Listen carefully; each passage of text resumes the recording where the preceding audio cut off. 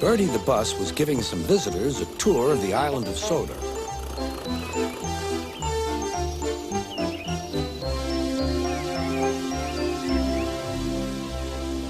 It was their last afternoon, and Edward was preparing to take them to meet Bill and Ben. He found it hard to start the heavy train. Did you see him straining? Asked Henry. Positively painful, Remarked James. Just pathetic. Grunted Gordon. He should give up and be preserved before it's too late. Shut up, burst out Duck. You're all jealous. Edward's better than any of you. You're right, Duck, said BoCo. Edward's old, but he'll surprise us all. I've done it. We're off. I've done it. We're off, said Edward as he finally puffed out of the station.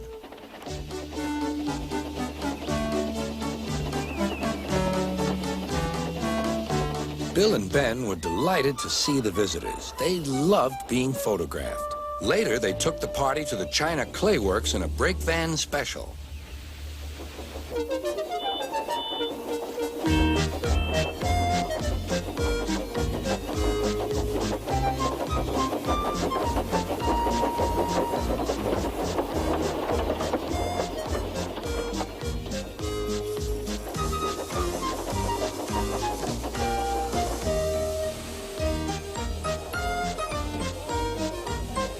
Everyone had a splendid time, and the visitors were most impressed.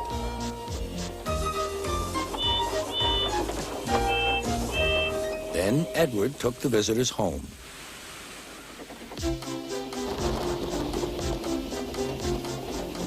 On the way, the weather changed. Wind and rain buffeted Edward.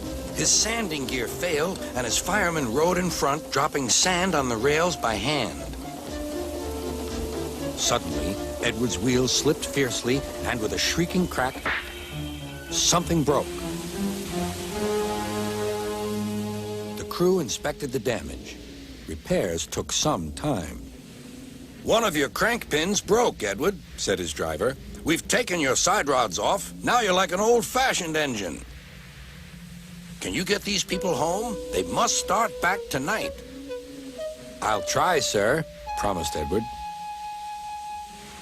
Edward puffed and pulled his hardest, but his wheels kept slipping, and he could not start the heavy train. The passengers were anxious. The driver, fireman, and conductor went along the train, making adjustments between the coaches. We've loosened the couplings, Edward. Now you can pick up your coaches one by one, just as you do with freight cars. That'll be much easier, said Edward. Come on, he puffed and moved cautiously forward. The first coach moving helped to start the second, and the second helped the third.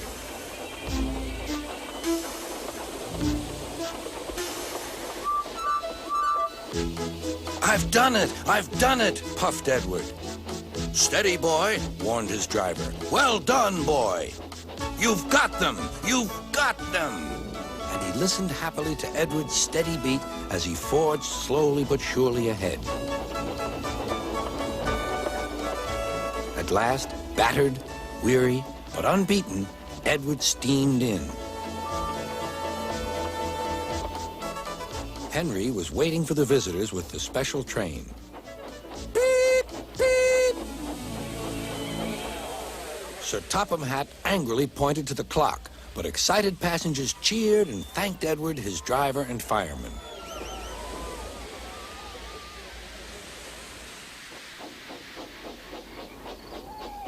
Duck and BoCo saw to it that Edward was left in peace. Gordon and James remained respectfully silent.